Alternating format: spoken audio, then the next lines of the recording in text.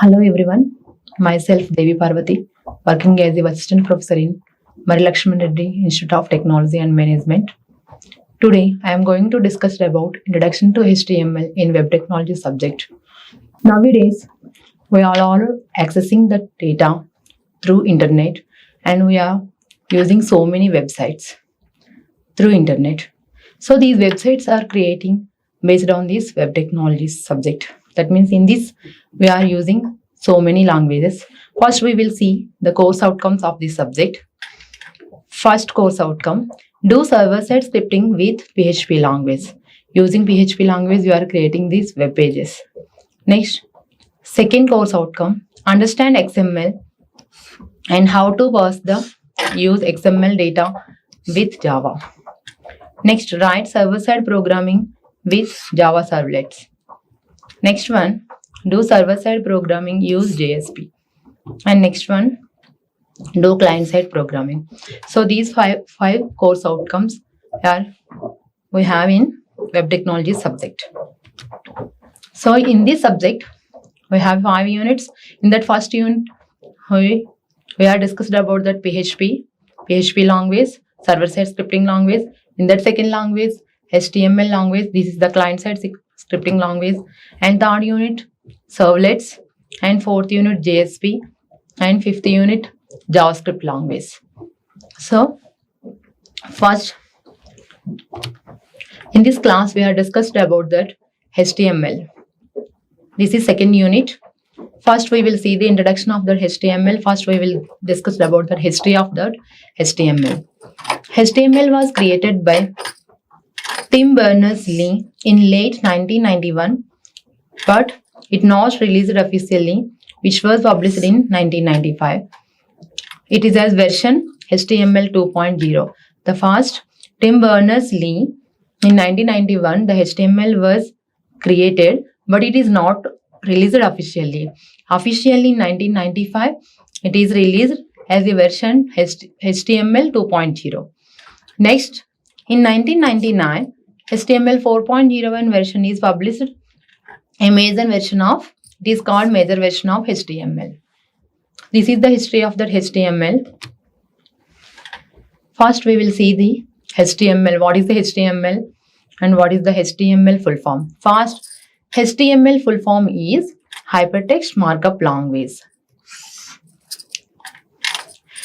Here, hyper means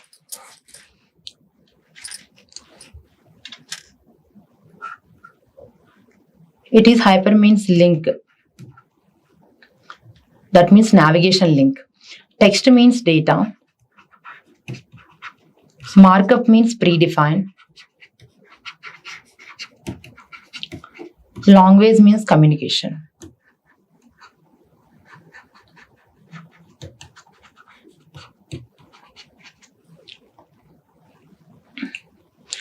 So here we are giving that navigation link using data, and predefined script is here already there, and language we are using some language. HTML is a hypertext markup language. That means it is a client-side programming language. This is not a programming language. It is a client-side scripting language. It is client-side scripting language. It is this also called hypertext markup language. That means markup language means here markup tags are included. It is not a programming language. Only markup tags are included. So many tags are included in this HTML language. So markup tags are included in this HTML. So HTML is used for creating web pages. We are using so many web pages nowadays. So those web pages creating using HTML, it is the client-side programming language. It is visible only for clients. Next, HTML describes the structure of that web page. How we are writing the structure, how we are creating the structure. Then it is based on that HTML. Next, HTML consists of series of elements. In this HTML, so many elements are there. It contains that consists of elements. Next, HTML tell the browser how to display the content. HTML elements labels pieces of content such as this is the heading, this is the paragraph, this is the link, etc. That means here so many pieces of contents are there. And that means what you are writing like that sentences, these are included as the HTML elements. This is the HTML page structure. In this page structure, first we will write that HTML tag, open tag, next head, next in this head title is included, next close this head, next body. In this body we have so many HTML elements, so these elements are included in this body. Again body close, next HTML close.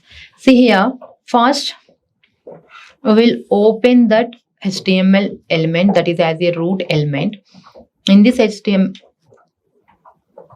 we want to create a web page. First start with that HTML tag, that is, and also lastly end with that HTML tag. So in this HTML tag we want to write that any headings, then we are including this head tag. In this head tag, title, what are the title you want to write that web page, the title can be included in this title tag. Again close that head tag. Next body. Body means what the content you want to include, what the content we are writing, then that can be included in this body tag. In this body tag so many HTML elements are there, so many tags are included, those all tags are right here only.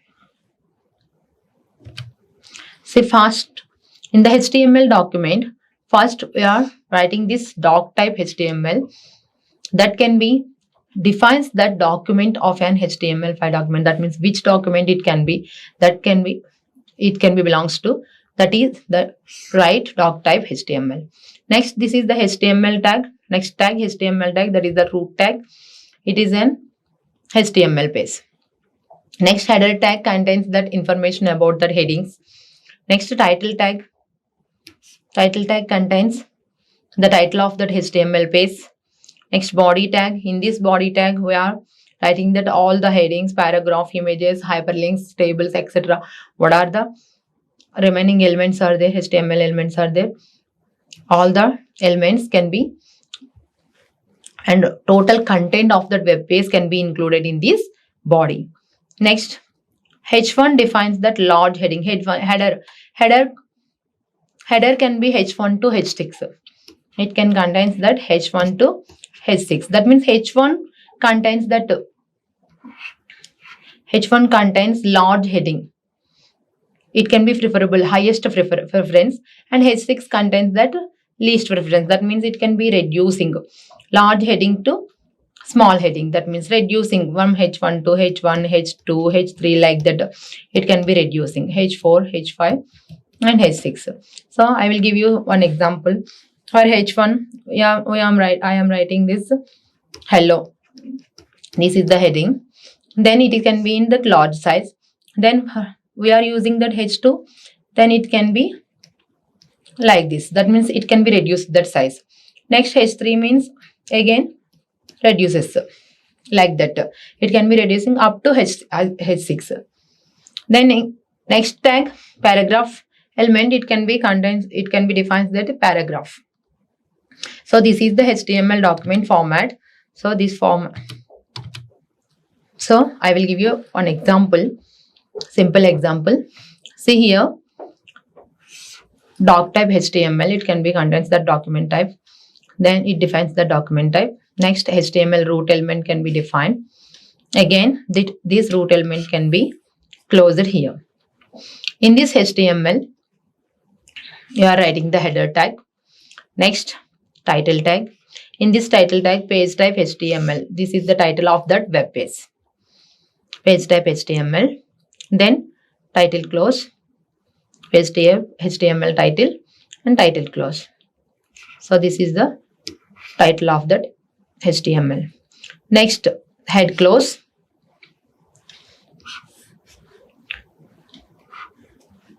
Next open body. Here we are writing the content of that web page.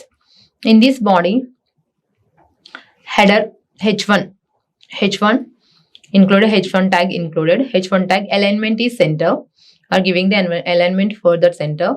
That is here writing the content, my first heading. Next page tag. In this page tag alignment also center, and my first paragraph. Close the body and close the HTML. This document, see here, HTML documents can be written in that Notepad or Notepad++. It can be saved as the extension with .html. This document can be saved with .html. Then we will get this output. I will run this. Then we will get this output. So here, my first heading. See, here we are giving that heading, my first heading. We are giving the title, page type HTML. So a title can be given. So first heading, in the header, my first heading is came. This is the header 1. So that's why it can be given that bold letters. Next, my first paragraph. This is the paragraph tag output. So this is the sample example of that HTML web page, web document. Next, in this HTML web document, we have so many HTML elements. This HTML element is defined by start tag, some content, start tag, content, and end tag. These HTML elements are starting tag is there, and in between content is there, and ending is there. Total from start tag to this is the syntax of that HTML element. Tag name, content goes here, and tag name, close the tag name. So see this example, header 1, this is the starting tag, and this is the ending tag, and this is content is there. See here, some tags are there. First header 1 tag, this is the start tag. Here element content, my first heading, and header 1 is close.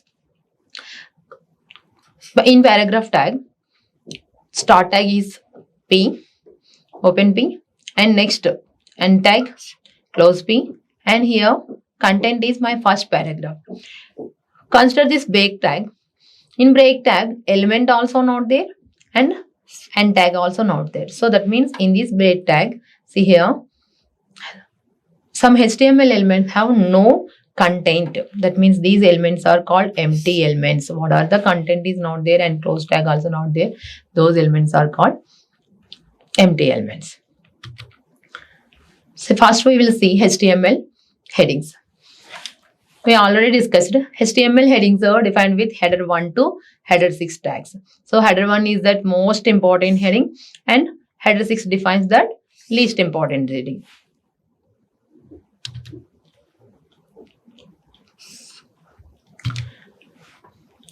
Next one, nested HTML elements. Nested HTML elements means in this one HTML element, another HTML element is included. That can be called nested HTML element. That can be nested elements and contains other elements. So all HTML documents consist of nested elements, because of in this in all HTML document we are including that one tag to in another tag. One tag included in another tag. So that's why, that means the header tag included in that HTML tag, and the body tag can be included in that header tag, like that. So that's why. So all the HTML elements are nested elements. Next, empty HTML elements. Empty HTML elements means no content. That means what are the HTML elements with no contents, and those are called empty HTML elements. For example, break tag, BR tag. There is no content. That means it can be used for that only line break. So that's why there is no content and there is no closed tag. So that's why the break tag is called empty HTML elements. Next one, HTML attributes. So HTML attributes provide additional information about that HTML elements. So in these HTML elements, we are using so many HTML attributes. So those attributes provides that additional information about that HTML elements. So all the HTML elements can have attributes. Attributes provide additional information about elements, and attributes are always specified in the start tag. All the HTML attributes can be specified only in that start tag, not in that closed tag. Only start tag we are using these attributes. For example, see here, attributes usually comes with name and value pairs. That means here we are writing that attribute name and value. See example here. For example, href attribute, first attribute, href attribute. In this, a tag is defined that hyperlink. That href attribute specifies the URL of the page link goes through. That means in this a tag, in that hyperlink tag, we are using these href attribute. In hyperlink tag, we are using href attribute. In this attribute, href is the name and that value is this link. This link can be goes through, that means navigate to the other page. It can be link navigate to the other page. So for example, we are giving to give to the we are visit to the another some site. Then we are giving like this a hyperlink tag, then that attribute name and that attribute value. Okay, which link you want to visit, then that link can be provided here. Then close this a tag. So this is href attribute. Next, src attribute. Src attribute can be used in that image tag. So in this image tag, src attribute same like that in previous. So in that image tag, src attribute, src is the name, that image name, image value, that means image link. That means imzgirl.jpg like that. That means that location can be pasted here. Next one, next attribute is the width and height attribute. This is also used in that image tag. In this, in image tag, we are giving that width and height of that image. That means if you are giving that width and height, then that image can be same in that width and in that height. It can be gives that in that output. That means here image tag we are using, that is src attribute. Also we are using that link, that value, src value, source value, and for this value we are giving this width and height. Width and height also attributes. That width here are giving 500, height also we are giving like that. Then that image will be placed in these values. Next one, alt attribute. This alt attribute, for this alt attribute also same like that. Image tag, we are using in that image tag. It can be specified an alternative text for an image. That means for that image, we are giving some alternative text. Why we are giving that alternative text means if the image for some reason can't be displayed, that means due to some slow connection or error in that source attribute, if the user uses a screen reader, in that ways we are using, in that cases we are using this alt attribute. If any errors are there, if any slow connections are there, that picture is not coming, then we have to recognize that picture. We are using this alt attribute, alternative name for that picture. For example, see in previously we are already seen in this image girl jpg. So here in previous said that picture will become, in this example the picture will become, but in this alternative attribute the picture, if the picture is not coming, then we are using this alternative attribute. Here in the alternative means girls with a jacket picture. That means for recognition of that picture we are giving some alternative text. Next one, style attribute. This style attribute uses add some styles to an element, that such as color, font, size, etc. So for example, for a paragraph we want to style a color, we are using this style attribute, that is that style is a name, and that value is that color is red, and that paragraph, this is a red paragraph. So this content, that means this is a paragraph. This paragraph can be gives in red color. It can be displayed in red color. So next one is language attribute. This language attribute, it can be included in that HTML tag, and it can be declared the language of that web page. So that web page, which language it belongs to. So this is why this is using means. This can be means to assist that search engines and browsers. For search engines and browsers, this language attribute can be assist that search engines and browsers. See this example. Here we are declaring that doc type, then next HTML tag. In that HTML, we are using this language attribute. Language equals to English. That means this is EN means English. This can be assist that search engines and browsers. This document can be written in that English language.